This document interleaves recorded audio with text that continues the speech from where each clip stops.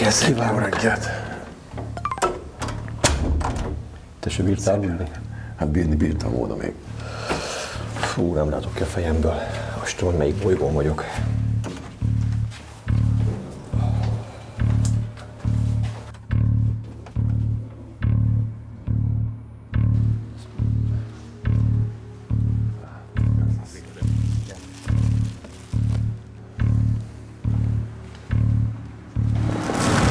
Ennyi. Köszi.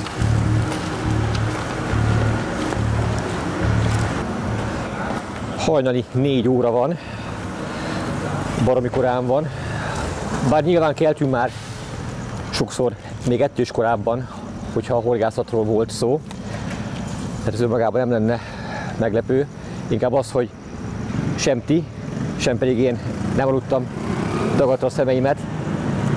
Az én gépem az éjfél előtt szállt le, mire megérkeztem, én Kínában voltam üzleti úton, és onnan repültem át horgászatunk jelenlegi helyszínére, míg te ugye Péter barátunkkal közösen, operatőr kollégánkkal érkeztél most ide. Hát előttem egy órával érkeztetek körülbelül, ugye? Kb. Egy másfél órával. Szóval finoman szóval vagyunk kipihenve, de hát vár még ránk egy legalább 2 forgalomfüggvényébb, akár 3 osztás autóút is, hogy eljussunk a horgászatunk helyszínére, a Mekong folyóra. Legendás harcsás vizeken. Ázsia legnagyobb harcsája. Narrátor Epres Attila. Horgásztúránk első állomása Vietnám. Ez a délkelet-ázsiai ország területileg több mint 3,5-szer nagyobb, mint Magyarország. Lakosságának száma pedig meghaladja a 100 milliót. Bár Vietnámot egy kommunista egypártrendszer irányítja, az ország mégis rendkívül nyitott. A kommunizmus inkább csak formálisan van jelen, mivel a mindennapi élet és az üzleti környezet nagyrészt a nyugati piacgazdasági normák szerint működik. Ez a nehéz időket és véres háborúkat megélt ország fénysebességre kapcsolt, és az utóbbi 10 évben jelentős változáson és fejlődésen ment keresztül. A világ egyik legmagasabb növekedési ütemét mutató dinamikus gazdasággal rendelkezik, és az újonnan iparosodott országok közé tartozik. Pálfai Gábor szervezte ezt az utazást. Ő és operatőr kollégánk Takács Péter érkeztek elsőként Vietnámba. Az autó sofőrje, aki a hotelbe szállította őket, a reptéren várta a fáradt utazókat.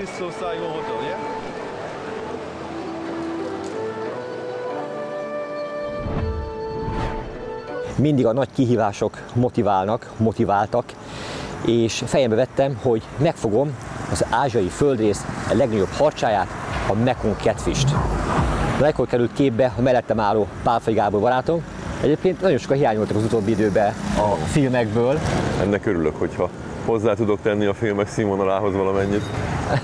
Ez nem kérdés, bár nyilvánvalóan nem azért, mi statiszta léptél képbe, és kértelek, hogy tarts fel ezen a túrán, hanem azért, mert nyugodtan mondhatom, hogy te Ázsia specialista vagy. Az ázsiai régiónak a vízterületeit, horgászati szokásait mindenkitől jobban ismered. Én nem volt kérdés, hogy hozzád fordulok elsőként, és bízom benne, hogy ezt a célt közösen megugorjuk, és teljesítjük, és megfogom ezt a misztikus, általunk kevésbé ismert különleges harcsát. Úgy legyen.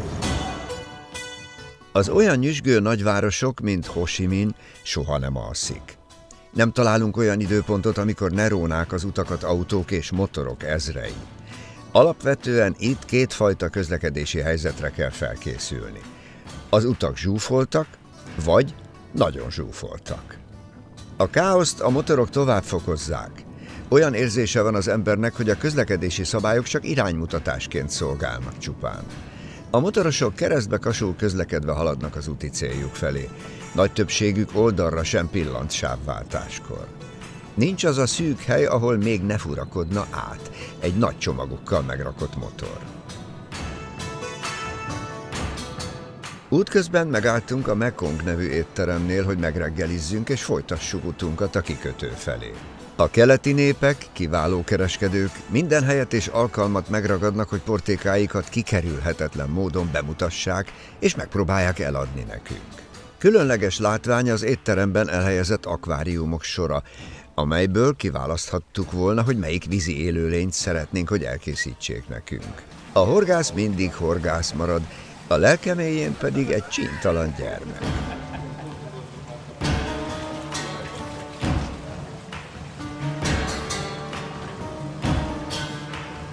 Előttünk készítették el a világhírű vietnámi fólevest, annak is a szájgoni változatát. Ez egy húsleves, amelynek fő összetevői a rizstészta, garnélarák, különféle húsfélék, friss zöldségek, fűszernövények, valamint tojás.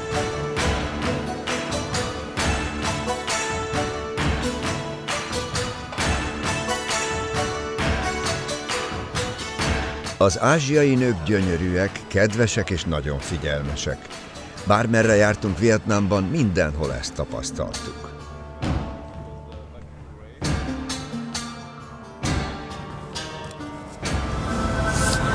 Volt szerencsém már jó néhány ázsiai országban tartózkodni, és ami föltűnt, az étkezési kultúra, hogy mennyire jelentős mértékben eltér a mi általunk megszokott étkezési kultúrától. Kora reggel van, most éppen 6 óra 40 perc van, ekkor reggelizünk, és ha körbenézek, illetve hát előttünk is mi látható? Leves, meleg leves. Ázsiában a várható életkor az magasabb, mint Európában. Ennek alapvetően 2 oka van. Az egyik az a táplálkozás, a másik pedig az, hogy lényegesen többet mozognak. Mondhatnánk, hogy a genetikájuk jobb, de igazából szerintem ez indifferens, és a táplálkozásuknak az egyik fontos pontja, amit már említettem, hogy meleg étellel indítják a napot. Mi meg ugye otthon iszunk valami hideget, aztán a gyomrunknak az egyfajta sok.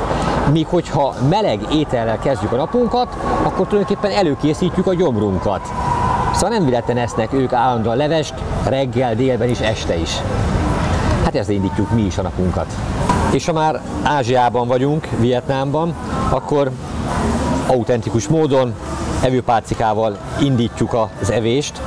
Kiesszük a levesnek a javát, a tésztát, a húst, a nagyobb darabosabb dolgokat, és utána pedig a levét kanállal kikanalazzuk, vagy akár meg is ihatjuk. Ugyanis a profi ázsiai evők azok abszolút nem használnak kanalat, mindent megoldanak 2 evőpálcikával.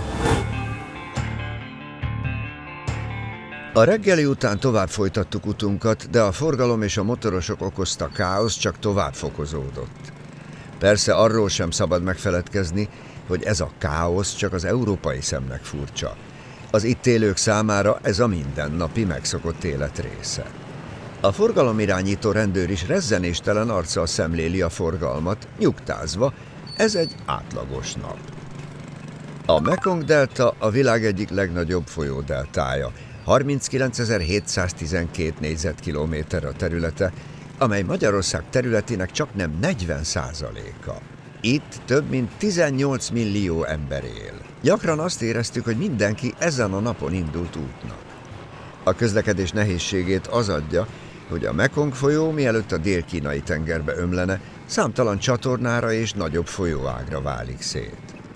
Az ezekre épült hidak száma nem tudta felvenni a versenyt a forgalom rohamos növekedésével, így valamennyi híd környékén mindennaposak az akár több órás forgalmi dugók. A hídra feljutni autóval már fél siker. Ezért választják legtöbben a motoros közlekedést, még akkor is, ha a teljes családnak kell útnak indulnia.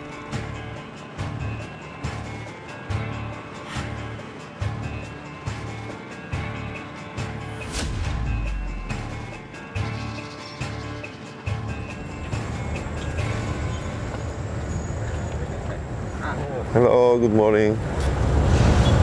Várjál, most mire fizettél be nekem? Hát amit megbeszéltünk. De ez a horgászhajó? Nem, ez a hajó. Itt van a hajó, ez a hajó. Itt nincs más, csak hajó. De hát ez ilyen nagy. Ilyen nagy? Hát nagy elférjünk. Hát nagy falat bele tudjuk tenni. Ezen elférjük, hogy 30-40-en.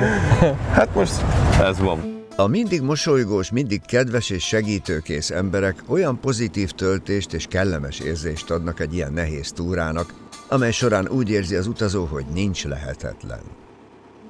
A legtöbb ember Vietnámban nem túl gazdag, de mégsem panaszkodnak, nem elégedetlenkednek, mosolygósan, vidáman teszik a dolgukat, végzik a gyakorta nagyon kemény munkájukat. A legtöbb ázsiai országban a munka körül forog minden. Mindegy, hogy mi a munkád, de legyen munkád és becsüld meg azt. Ázsiában sokan élnek, a szabályok egyszerűek. Ha akarsz, tudsz dolgozni, de ha nem teljesítesz, 10 új munkás jön holnap helyetted. A horgászatra kibérelt utasszállító hajó az első ígéretes helyen végre megállt és kivetette a horgot. Túlságosan sok információval nem rendelkezünk e halfaj megfogásához, szóval mondhatnám azt is, hogy vakon vagyunk, de nyilván szeretjük a kihívásokat, azért vagyunk itt, és meg fogjuk oldani ezt a kérdést is, és remélhetőleg előbb-utóbb szép mekong halcsákat tudunk már eredeti életterűben is zsákmányolni. Na most elsőként, ami képbe került, egy általam soha nem látott méretű óriás giliszta, amely mint csali jöhet számításba. Kis lábai vannak neki, remélem nem mérgező, és meg lehet fogni, de hát nyilván azért tették ide, hogy csaliként a későbbiek folyamán felhasználásra kerülhessen. Kapd el a végét, Gábor! Jó, hát ez nagyon cuki. Láttam már ilyet? Nem, még soha, de most megijedt. Hát inkább te. Én nem? Hát Persze. ez olyan, mint a bátor harmadgiliszta otthon, azok a jó nagyok, bár ez szerintem méretbe veri a harmatot. De a harmadgilisztának nincsenek ilyen lábai, vagy ilyen Ez elég fura bordái. figura. Elég fura figura. Hát majd meglátjuk a Mekong Catfish szereti-e? De biztos szereti, azért hoztuk horgászni. Segítő megmutatja, hogy hogyan kell ezt felhasználni.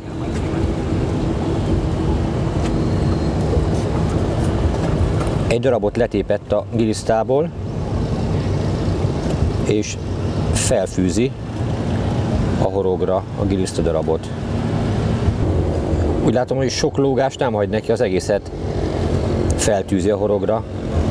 Valószínűleg sok az apró, kicsi zavaró hal, vagy rákocska, vagy franc tudja micsoda, ami valószínűleg a sok lógó részt lecsipdesné, így a legkisebb esélye van arra, mivel fő van tűzve szinte a teljes egészében a horogra, hogy a kicsik a kilógó részeket le tudják marcangolni, vagy tépkedni róla. A másikra pedig egy kis galnyira rák, egy kis shrimp kerül a farok részénél megtűzve.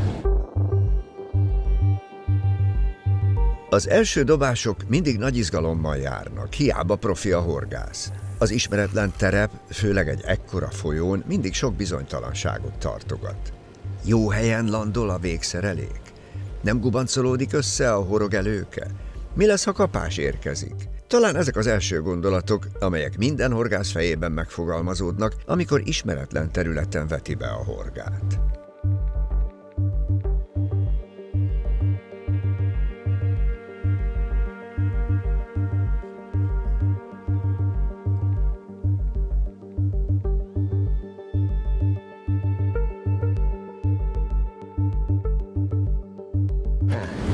Gamon! Imádom a friss kókuszt.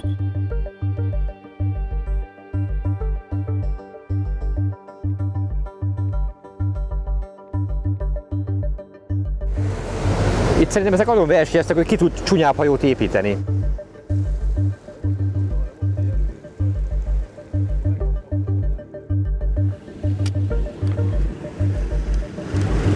Szépen rezgett a spitz. Egyértelmű volt a kapás. Nem lett valami túl nagy, de érzem, hogy rajta van valami. Ó! Mindenket belebólint. Wow! Itt van az első Mekong folyóból fogott halacskám.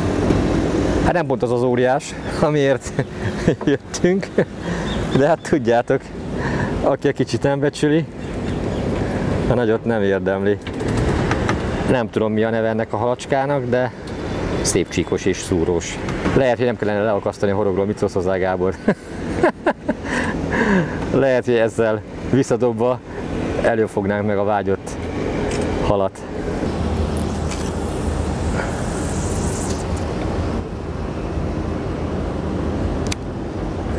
Ez egyből fereket fogott.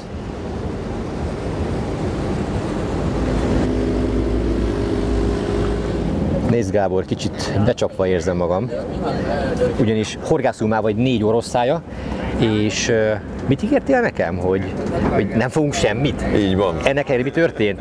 Hát fogtam már egy szép csíkos halacskát. Hát ez sokkal több, mint amire számítottam. Hát igen, de azért valójában nem ezért a csíkos halacskájáig utaztunk ilyen messzire.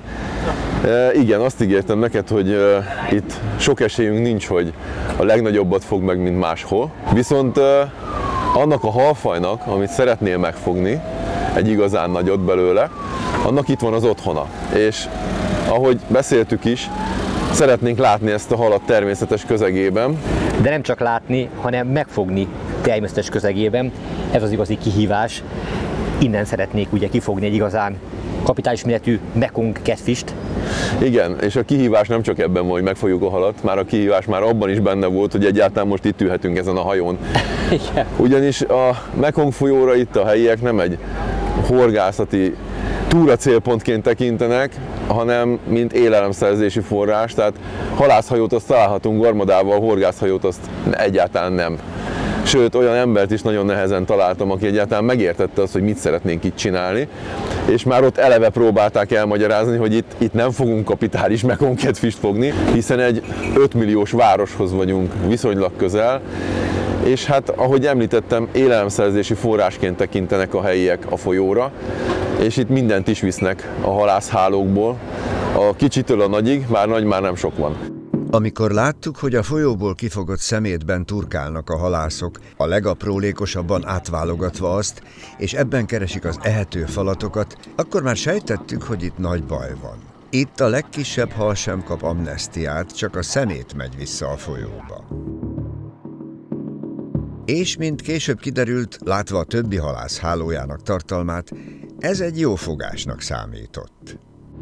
De megteszünk mindent, hogy legalább egy Mekong catfish tarthassa a kezedbe, aztán a folytatásról majd beszélünk még a későbbiekben. Tudni kell az ázsiai népekről, és ez igaz a vietnámiakról is, hogy rendkívül kedvesek és vendégszeretőek, folyamatosan etetnek, itatnak minket, minden helyi specialitást meg akarnak nekünk mutatni, hogy kóstoljuk meg, és természetesen szeretném fölpróbálni ezt a helyi kalapot is. Jól vettem föl? Most valamilyen finom teával kínálnak. De illata van. Azt hiszem, hogy ez jászmin tea. Egészségetekre.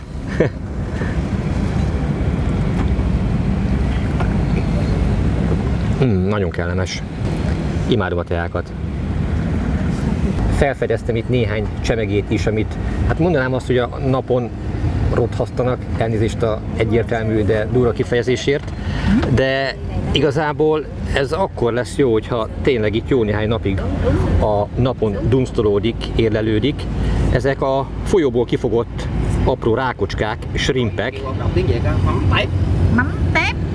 valami fűszeres lében áznak, és érdekes, hogy egyáltalán nincs kellemetlen büdös szaguk. Én egyébként allergiás vagyok a shrimpre, imádom a tenger gyümölcseit, de ezt nem tudom megenni. Ennek olyan finom, kellemes illata van, hogy még én is megkóstolnám. Nagyon értik a dolgukat, hogyan tartósítsák, és tegyék később fogyaszthatóvá. A Mekong a világ egyik legnagyobb folyama Ázsiában.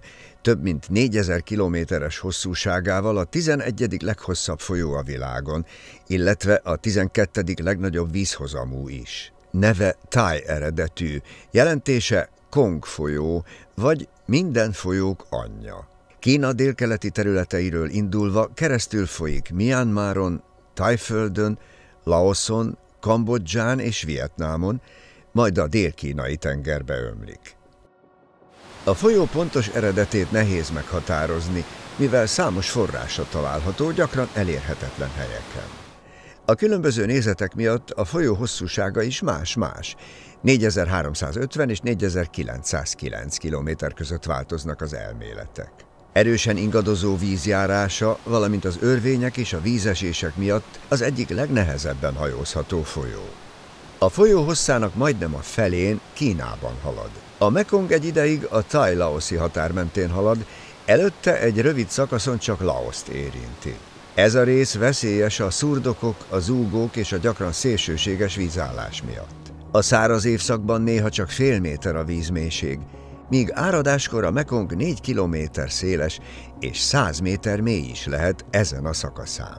A Mekong biológiailag az egyik leggazdagabb folyó a világon. Több mint 850 halfaj él benne, köztük a híres óriás harcsa, a Mekong catfish, amely a világ egyik legnagyobb édesvízi hala. Több millió ember függ a Mekong halászatától, különösen Kambodzsában, Laoszban és Vietnámban. A folyó fontos élelmiszerforrás. A Mekongból származó halak a helyi piacokon cserélnek gazdát. Viszont az is kérdéses, hogy ez a rendkívüli fajgazdagság meddig tartható fenn a túlhalászat miatt. Ha minden hálóba került hal mérettől és fajtától függetlenül a halpiacokon végzi, mi lesz 5 vagy 10 év múlva? Mit fognak ki a helyi halászok? Mit fognak árulni a halpiacokon?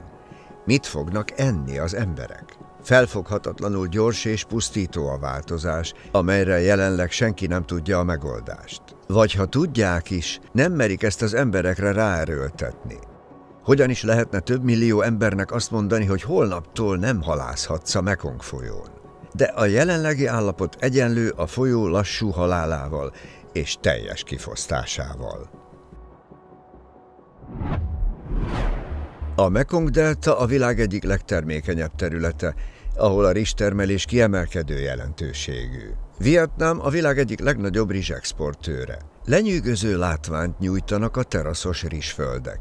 Ezek jelentős része mind a mai napig kizárólag emberi és állati erővel művelhető csak meg, a gépesítése nem megoldott. A vízi bivaj fáradhatatlanul húzza az igát. Nem is nagyon van másik állat, amely képes a felázott, iszapos talajon is ilyen intenzitású munka végzésére. 1 tonnás teste belesüllyed a sárba, széles patáival, erős lábaival, terjedelmes, kissé hordószerű alakjával jól mozog a bizonytalan talajon is. Így érthető, hogy Ázsiában mind a mai napig nagy becsben tartják, sőt, egyes helyeken szent állatként tisztelik.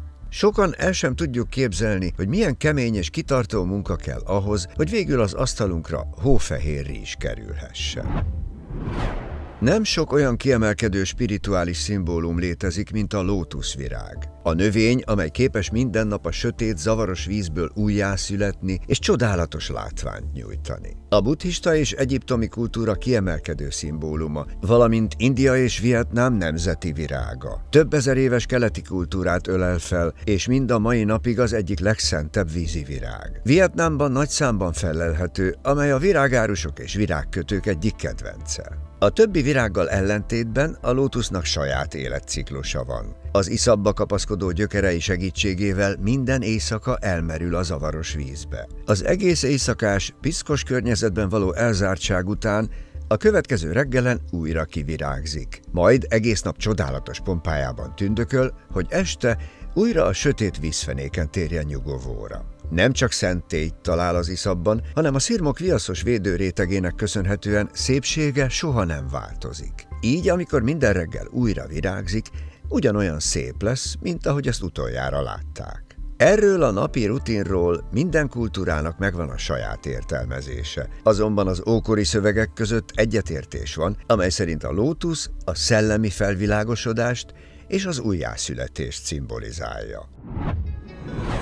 A rizstermelés mellett a mezőgazdaság több szereplőjének is kiemelkedően fontos édesvízforrás a Mekong vize. A zöldség- és gyümölcstermesztés jelentős bevételi forrása a helyi lakosságnak. A termékeny, ásványi anyagokban gazdag Mekong-delta földjén a bőséges vízellátás és folyamatos napsütés mellett a világ legfinomabb gyümölcsei és zöldségei teremnek. Minden nagyon friss, kívánatos és finom. Itt néhány nap alatt feltölthetjük vitaminkészletünket. A nyüzsgőpiacon pedig minden megvásárolható. A Mekong az élet és a halál folyója is egyben. Sokan az egész életüket a folyón élik le. Sok millió ember lakása a vízen úszó hajója. Itt születnek a gyermekek, itt nőnek fel, itt dolgoznak, és sokan életük végéig itt is maradnak. De miért is mennének a zsúfolt nagyvárosokba, vagy a szegény falvakba, amikor mindent megtalálnak a folyón is? A nagy folyó híres a lebegő piacairól, ahol minden elérhető, amely a mindennapi élethez kell. Az itt élők számára teljesen természetes, hogy a melegétel vagy a komplett étterem is vízen úszik. A friss alapanyagokból nagyon gyorsan elkészítik a legfinomabb ételeket is. Ezek rendkívül népszerű turisztikai látványosságok is egyben, amelyeket jó szívvel ajánlunk mi is. Aki ellátogat Vietnámba, szánjon egy napot ezek meglátogatására. Garantáltan nem fogja megbánni. A Mekong folyó Vietnámban már jól hajózható, így mind a mai napig a legnagyobb jelentőségű vízi útvonal, amely naponta felfoghatatlan mennyiségű áru eljuttatásában segít, A pontból B pontba. Mindig jön egy megrakott hajó, amely árut szállít, és szeretné a rakományát mielőbb eljuttatni a célállomásra. A terület a virágtermelés központja is. Vietnám a világ egyik legnagyobb virágtermesztője és exportőre. A képsorokat látva számos ismert és kevésbé ismert virág látható itt, amelyekkel akár a hazai virágboltokban is találkozhatunk, és nem is sejtjük, hogy ezek innen származnak. Amikor itt jártunk, Ázsia legnagyobb ünnepére készült Vietnám is. A holdúj évre készülő családok szépen feldíszített lakásukkal várják a rokonokat, barátokat, amely színpompás virágok nélkül elképzelhetetlen. Tehát nem csoda, hogy az ünnep közeledtével színes virágtengerré változtatják a nagyvárosok utcáit. A folyó partján élő népek kultúrája és életmódja szorosan kötődik a Mekonghoz, ami számos vallási és spirituális jelentőséggel is bír. A folyó a buddhizmusban és más helyi vallásokban szent helynek számít. Számos impozáns templom és szent hely található a folyóparton, vagy annak közvetlen közelében. A Mekong hatalmas stratégiai jelentőséggel bír mind a 6 ország számára, amelyeken keresztül halad. A vízhasználat körüli konfliktusok és egyezmények a nemzetközi politikát is érintik, és folyamatos kihívások elé állítják a döntéshozókat. A folyón épült és tervezett gátak, vízi erőművek, főként Kínában és Laoszban veszélyeztetik a folyó ökoszisztémáját, a halak vándorlását és a partmenti közösségek megélhetését. Az emelkedő tengerszint és a klímaváltozás negatívan érinti a Mekong-deltát. A növekvő iparosodás és a műanyag hulladék komoly problémát jelent a folyó vízminősége szempontjából. Mi csak reménykedhetünk, hogy az itt élők előbb vagy utóbb belátják, hogy a saját jövőjüket, a saját életüket veszélyeztetik, ha tönkreteszik ezt a természeti csodát.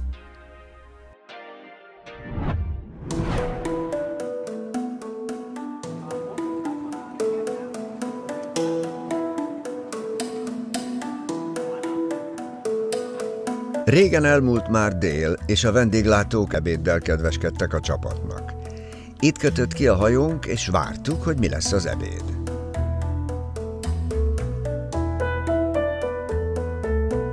Mai ebédünk első fogásra tálalva van, amely egy sült hal. Azt hittem, hogy tilápia, így a formáját tekintve, de nem, ez egy gurámi, mint később kiderült. A különlegessége, hogy a pikkelyezésével túlságosan sokat nem vesződtek, mint látható, úgy sütötték meg, hogy rajta van az összes pikkely. Már ami rajta maradt. Hát így még nem fogyasztottam halat. Kiderült majd, hogy milyen lesz. Tettél már egy pikkelyestől? Nem.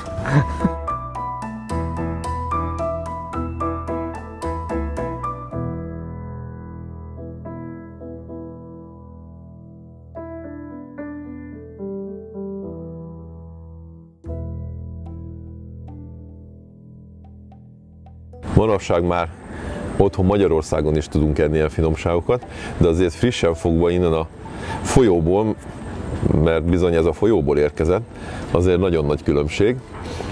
Kíváncsi vagyok rá, hiszen eddig a tengeri verzióját azt nagyon szeretem és sokszor próbáltam is.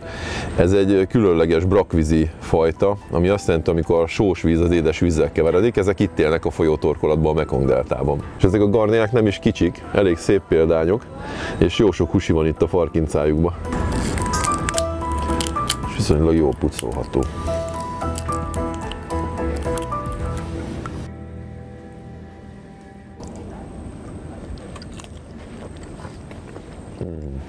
Tényleg finom. Vietnám egy olyan ország, ahol az ízek és illatok szinte mesélnek. Egy hely, ahol minden falat egy történetet rejt. Itt a konyha a friss alapanyagokra és a tökéletes harmóniára épül. A vietnámi konyha nem csak az ízekről, hanem az egyensúlyról is szól. Az édes, sós, savanyú és csípős tökéletes találkozásáról. Legyen szó egyszerű utcai árusról vagy egy elegáns étteremről, itt minden falat egy újabb kulináris élmény. Az alapanyag lehet bármi, sertéshús, tengeri hal, tintahal, polip, itt elkészítve nagyon friss és finom. Aki különleges dolgokra vágyik, itt megtalálja. Sült sáska és szöcske kiváló desszert az ínyenceknek. Új hely, új remények.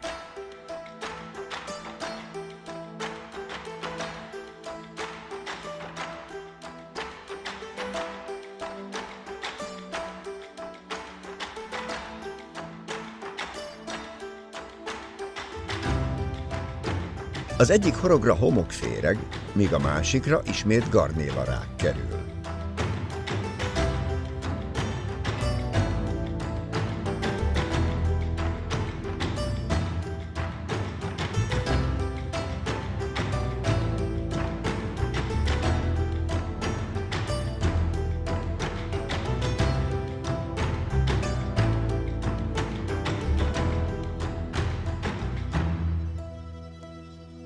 Mindkét végszerelék újfent a helyén, kezdődhet a türelmes várakozás.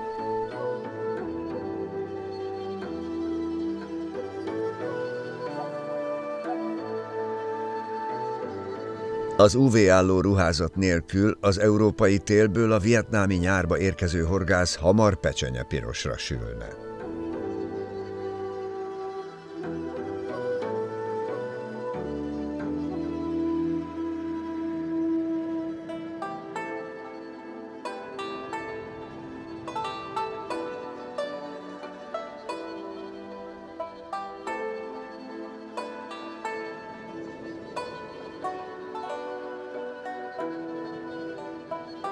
Sajnos az új hely sem adott halat. Sőt, ahogy telt az idő, egyre jobban érlelődött bennünk a kérdés, hogy fogunk a hőnáhított nagy harra bukkanni, hogyan fogjuk azt horogra keríteni. Nyilvánvaló, hogy egy nap alatt nem lehet csodát tenni.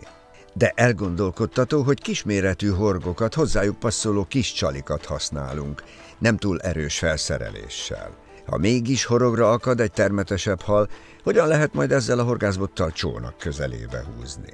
Vagy ez a módszer csupán a bemelegítés?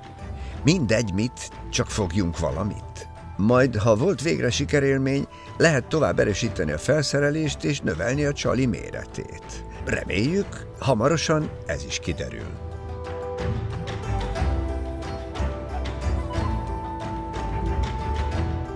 Hajónk új, számunkra ismeretlen célállomás felé vette az irányt.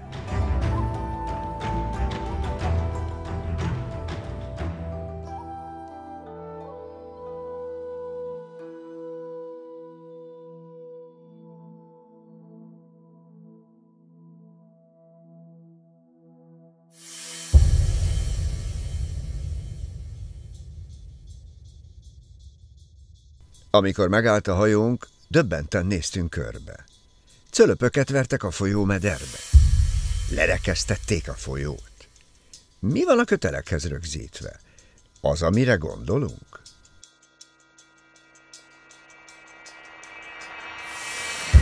Sok helyen voltunk már közösen a nagyvilágban, sok mindent láttunk és tapasztaltunk már, de amit most látunk, ami a hátunk mögött van, azt soha sehol még ilyet nem láthattunk. Ezek a hatalmas oszlopok azt a célt szolgálják, hogy ezekhez rögzítik, a szemmel nem látható, csak a felső kötelüket látjuk, hatalmas méretű hálókat. Még egyértelműbben, szinte a teljes folyóág le van rekesztve. Egy szűk átjárót hagytak, hogy a nagy hajók el tudjanak menni a part mellett, és a folyó 90%-a hálóval le van rekesztve addig a partszakaszig. Tehát tulajdonképpen azok a halak, amelyek ebbe a folyóágba bekerülnek, amelyek itt megpróbálnak a tenger felé, vagy a tengerből a folyó belső része felé úszni, azoknak esélyük sincs, mert ebbe a háló rengetegbe előbb-utóbb belekeverednek. A 9 nagy folyóágból ez az egyik de mint láthattuk, mindegyiket éjjel-nappal húzzák, kisszerszámos halászok, nagyszerszámos halászok, lerekesztve hatalmas hálókkal. Csoda egyáltalán, hogy kis halat tudtunk fogni, vagy láttunk halászok hálójában. Tehát nem is tudom, hogy tud itt bármilyen hal életbe maradni, és előbb-utóbb a halászok hálóját elkerülni. Erről beszéltem, amikor azt mondtam, hogy nem sok esélyünk van itt halat fogni, ugyanakkor nem tudunk mit tenni, ez az élőhelye a Mekong harcsának, legalábbis itt élt nagyon sokáig. Szerintem, Gábor, ne haragudj a szabadvágok, de elkéstünk. Szóval számos alkalommal érzem azt egyébként, hogy azok a különleges halak, amelyeket vadvízi környezetükben, eredeti életterükben meg tudtunk fogni, a filmeinken keresztül meg tudtuk mutatni, lehet, hogy soha többet nem tudják utánunk csinálni. Nem azért, mert ügyetlenek, hanem mert egyszerűen kiírták írmagját is azoknak a csodálatos halaknak. Szóval szerintem nem akarom feladni már most, és nem akarom temetni magunkat, de azt gondolom, hogy elkéstünk, és a Mekong harc itt már csak múlt idő. Ezzel abszolút egyetértek. Hosszú a folyó, 1000 kilométeres szakaszok, stb. De ki fogja megmondani, hogy hol találhatunk még gyakorlatilag élő példányt, vagy egy normális példányt ebből a fajból. Ezért érzem azt, amikor horgász turisztikai célpont a szemem elé kerül, akkor mindig az van bennem, hogy most menjünk oda, holnap induljunk, hogy mire odaérek, lesz-e még ott hal. Hogy az az információ, amit kaptam arról a helyről, az releváns-e ma, vagy már csak múlt idő, ahogy most beszélgettünk.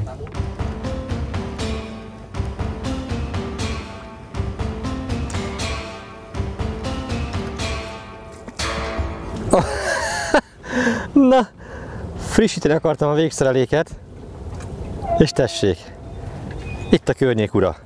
Ez olyan harcsafajta. Nem véletlen mondta az emberünk, hogy itt a háló környékén mindig van valami szökevény. Tessék, beigazolódott. Úristen, nagyon mókás, hogy ekkora halra kell itt horgászni, vagy ekkora halak maradtak itt.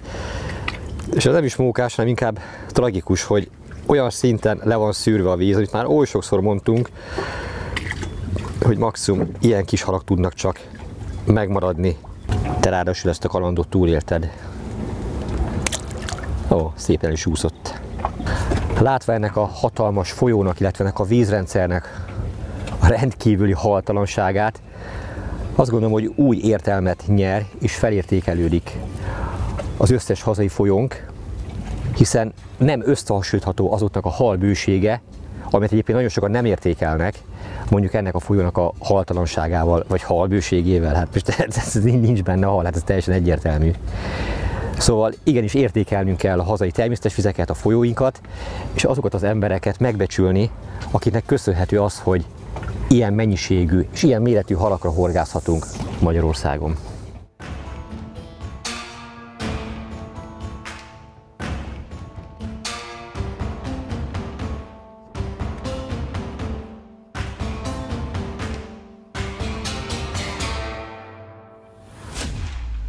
A fárasztó horgásznap végén visszatértünk Ho Chi Minhbe, Vietnám legnagyobb és legpezsgőbb városába. Ho Chi Minh város egy hely, ahol a múlt és a jövő találkozik, ahol a történelem és a modernitás kéz a kézben jár.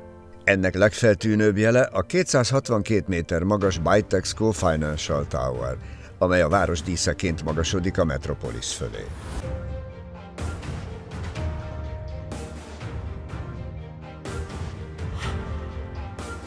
Régi nevén a francia megszállás idején Saigon volt, amely most az ország gazdasági és kulturális központja, tele élettel, energiával és felfedezni valóval. A hatalmas sugárutakon és szűk sikátorokban egyszerre találkozhatunk a francia gyarmati épületekkel, ultramodern felhőkarcolókkal és hagyományos pagodákkal.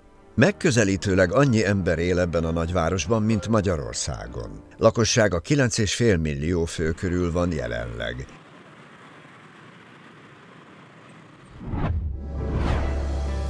Ho Chi Minh város életében a folyók mindig is központi szerepet játszottak. A Saigon folyó nem csupán a város egyik jelképe, hanem lüktető ütőere is, amely évszázadok óta formálja a gazdaságot, a kereskedelmet és az emberek mindennapjait. A folyó régen is és ma is fontos tengeri kereskedelmi útvonal volt, amely összeköti a nagyvárost Vietnám többi részével és a nemzetközi piacokkal. A kikötők forgalma hatalmas, hiszen a város az ország gazdasági központja, és a folyón áramlanak be az áruk, a nyersanyagok és az emberek. Amikor leszáll az éj, A város új arcát mutatja. A Sky Towerből csodálatos kilátás nyílik a fényárban úszó utcákra, a folyópart pedig megtelik sétálókkal és utcazenészekkel, pezsgő élettel. A nyüzsgő utcákon is mindig van valaki, aki finom ételt árul. Az emberek mindenhol barátságosak és kedvesek. Napközben gyakorta elviselhetetlen a hőség. A naplemente után megtelnek az utcák, és emberek ezrei látogatnak ki a közterekre. Az intenzív közösségi élet ekkor indul csak be igazán. Esznek, isznak, beszélgetnek, egyszerűen csak jól akarják magukat érezni. Ho Chi Minh város vibráló, dinamikus és mindig mozgásban van. A hatalmas sugárutak forgalmát gyakorta nem lámpás kereszteződések, hanem körforgalmak törik meg és terelik más irányba. Sokszor nem egyértelmű, hogy kinek van elsőbbsége, de valószínűleg ez is csak számunkra furcsa. Az itt élők számára ez megszokott, és csak egy cél lebeg a szemük előtt, hogy mielőbb eljussanak a kiszemelt helyre. Így talán már az is érthető, hogy a Budapest utcáin felbukkanó ázsiai vendégmunkás volt futárok miért közlekednek olyan furcsán. Miért nem gond számukra a legforgalmasabb budapesti utakon sem egyik oldalról átjutni a másikra. Aki ilyen környezetben nőtt fel és élte életét, annak a rendezett és szabályozott európai utcák meghódítása gyerekjáték. A különféle kultúrák, szokások, vallási különbségek nem ütközőpontok. Jól megférnek egymás mellett, tolerálva és segítve egymást. Az ázsiaiak bármennyire is ragaszkodnak hagyományaikhoz, tradícióikhoz, mégis nagyon nyitottak és befogadók, ha te is békés szándékkal érkezel.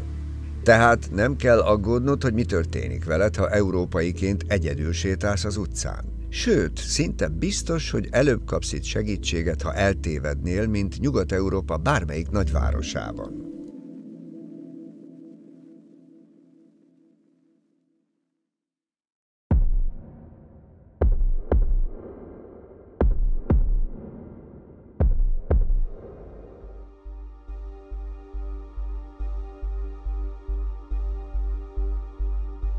Másnap reggel kipihenten, új reményekkel és még nagyobb lelkesedéssel szálltunk vízre.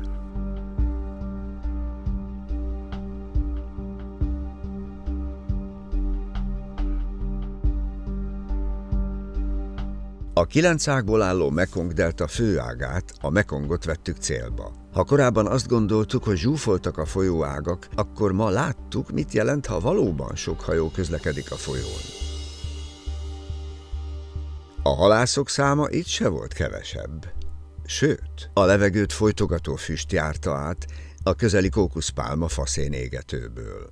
Közben hajók egymást kerülgetve, mindennel megpakolva a süllyedés határán szelték a habokat, és igyekeztek teljesíteni küldetésüket, eljuttatni árujukat a célállomásra.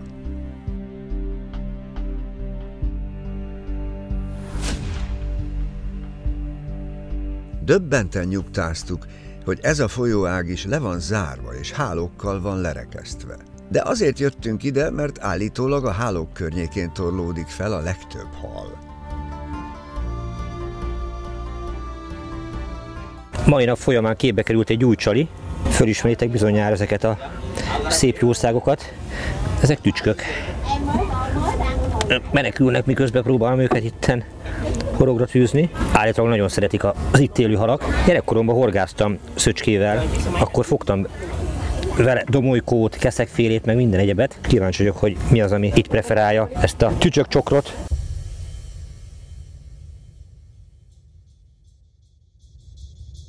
A horgászat egy békés, nyugodt sport, de soha nem veszélytelen.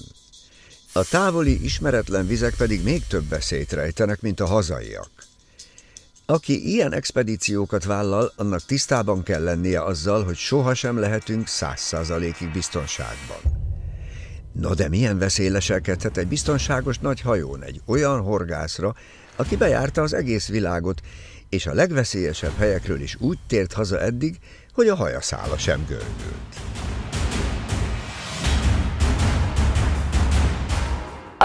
Be careful. Ja. Most már érzem. Jó rồi.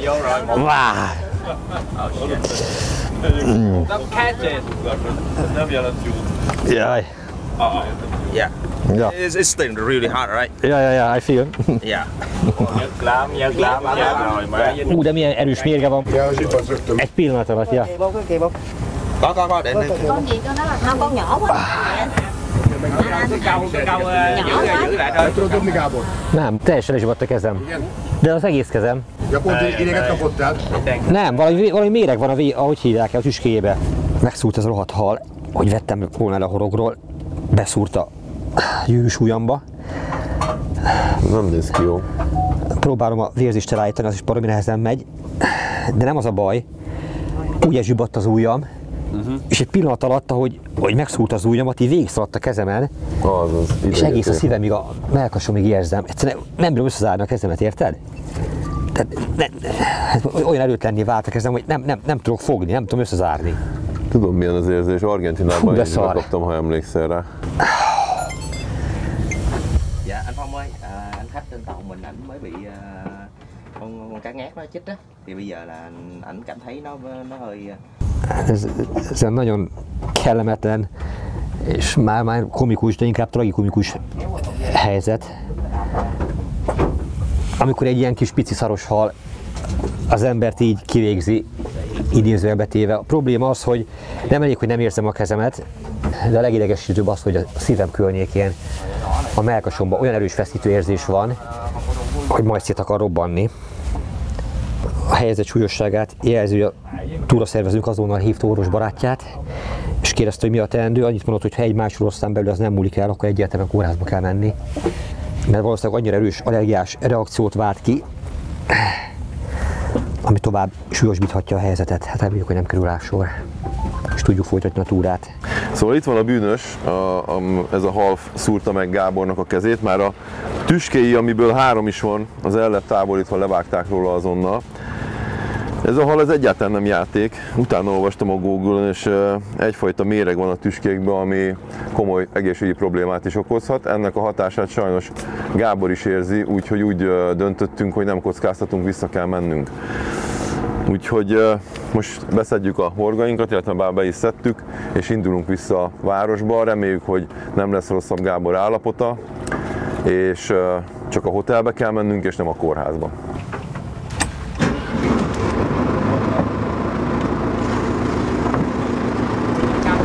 Mi a helyzet? Jobban vagy? Nem, egyre szarabbul. Ó, basszus. Oké, hát megyünk vissza, úgyhogy... Nem tudom, mi lesz a hatása, érted? Tehát most ide több mint egy óra, mire visszaérünk a lakott terület közelébe. Ne kockáztassuk, ez tényleg nem játék. Megyünk azonnal, nem lesz gond. Rendben lesz minden. A Mekong-deltából való kijutás végül nem 1 órát, hanem több mint 2 órát vett igénybe. A megfelelő orvosi ellátás csak Ho Chi Minh városban érhető el. Újabb értékes percek, majd órák teltek el, mire sikerült a megfelelő kórházat megtalálni. Hiába volt egyre sürgetőbb a kórházi ellátás, lehetetlen volt gyorsan haladni az óriási forgalomban. Minden motorosnak ma kellett motorra ülnie. Az idő vészesen fogyott, Gábor állapota pedig egyre rosszabb lett. A szúrás okozta mérgezés nem enyhült, sőt egyre fokozódott. Gábor rutinos, sokat megélt ember, nem esik könnyen pánikba. Komoly önuralmat gyakorolva tűrte a fájdalmat, és várta, hogy végre a szakemberek megvizsgálják. Az orvosok azonnal felismerték a helyzet súlyosságát, és késlekedés nélkül cselekedtek. Gábort kórházi ágyra fektették, és megkezdték a kezelést. Injekciókkal, infúziókkal enyhítették a tüneteket, majd kényszerpihenőt írtak elő neki.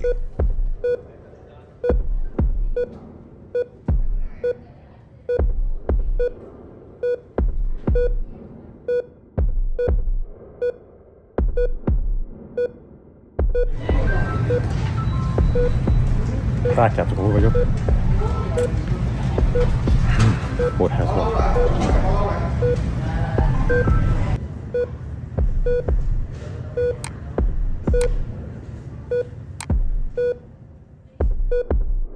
Legendás harcsás vizeken. Ázsia legnagyobb harcsája. Narrátor Epres Attila. Fényképezte és rendezte Takács Péter. Producer Döme Gábor. Utazásunkat ezúttal is az Adventure Fishing utazási iroda szervezte. Köszönet érte Pálfai Gábornak.